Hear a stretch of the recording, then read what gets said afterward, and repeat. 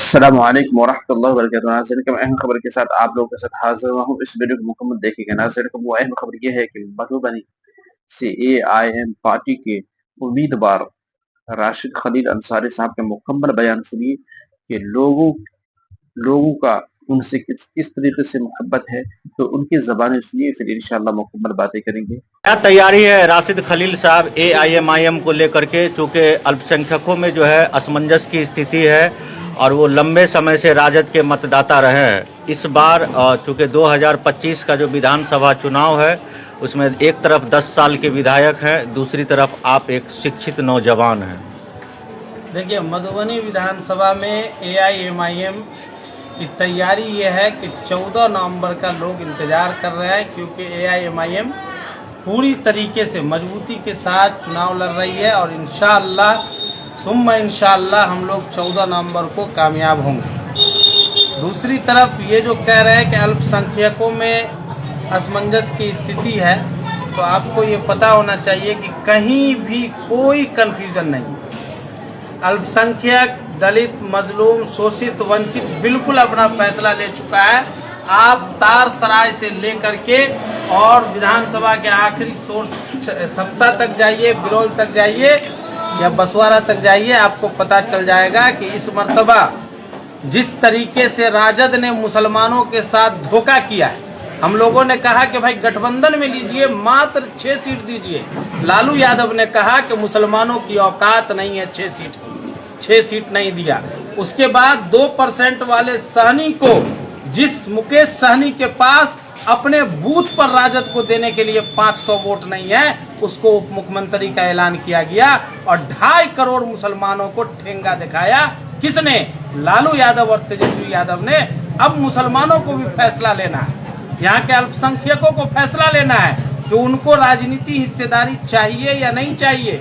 क्या उनको हमेशा दूसरे के पीछे चलना है या अपना पावर दिखाना है, अपनी भी कोई तैयारी करनी है और आगे के लिए, अपने आने वाली पीढ़ी के लिए कोई राजनीति घर तैयार करना है। अब मुसलमान मजबूर नहीं है।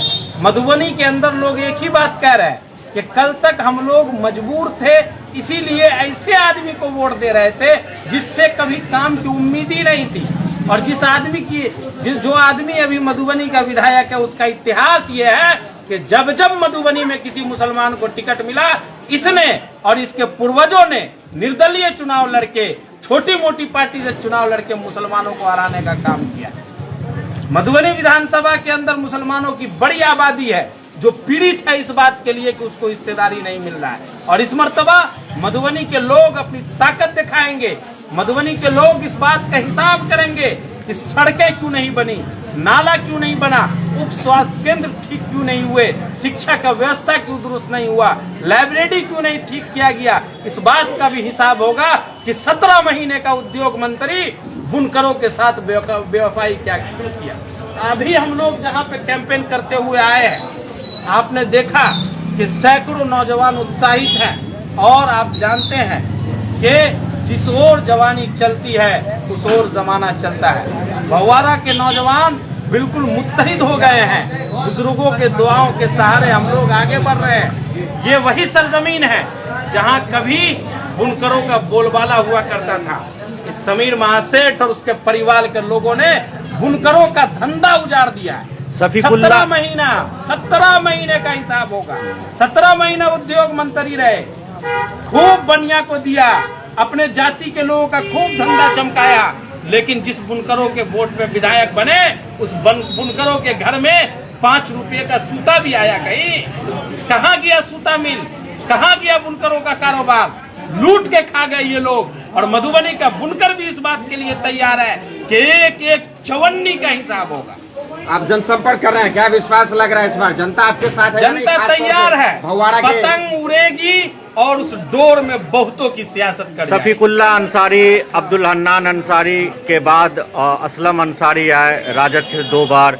अब नया उदय हुआ है राशिद खलील अंसारी का। चूंकि आप शिक्षित हैं, ये इलाका मुस्लिम बाहुल है और मुस्लिम बाहुल ये विधानसभा भी है और जिस हिसाब से अब धन बल का प्रयोग हो रहा है मौजूदा दौर के चुनाव में, राशिद खलील उसमें कैसे अपने आप को सरवाइव करेंगे? आप अपनी राय जरूर करके बताएं और इस बहुत वीडियो को शेयर करें। साफ सुथरी बात है कि मधुबनी की लड़ाई गरीब वर्सेस अन्ना सेठ की लड़ाई, बयान के जरिए और मैं तो खुले तौर पे चुनौती दे रहा हूँ ना पिछले 6 महीने से कि आप इस गरीब के बेटा को देख रहे हैं ना, ये गमछा देख रहे हैं मेरा, इसने कोई ये गमछा कोई खरीद के दिया है, ये गमछा हमारे एक दलित भाई ने नॉमिनेशन के दिन।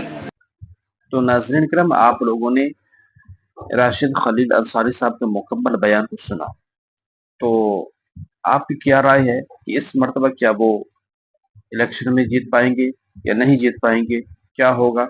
पूरा आप अपनी राय कमेंट सेक्शन में भी जरूर करके बताएं और इस वीडियो को शेयर करें। हमारे चैनल पे नए हैं तो हमारे चैनल को सब्सक्राइब करें। तो जनाब राशिद खलील साहब ने अपने बयान के जरिए लोगों को बताया कि किस तरीके से कौन पार्टी काम कर रही है और किस तरीके से काम किया है, उनके ताल्लुक से पूरा खुलासा बयान किया। तो नाज़रीन इकराम, आपकी क्या राय है? अपनी राय जरूर कमेंट सेक्शन में पेश करें और इस वीडियो को ज्यादा से ज्यादा शेयर करें। अस्सलाम वालेकुम।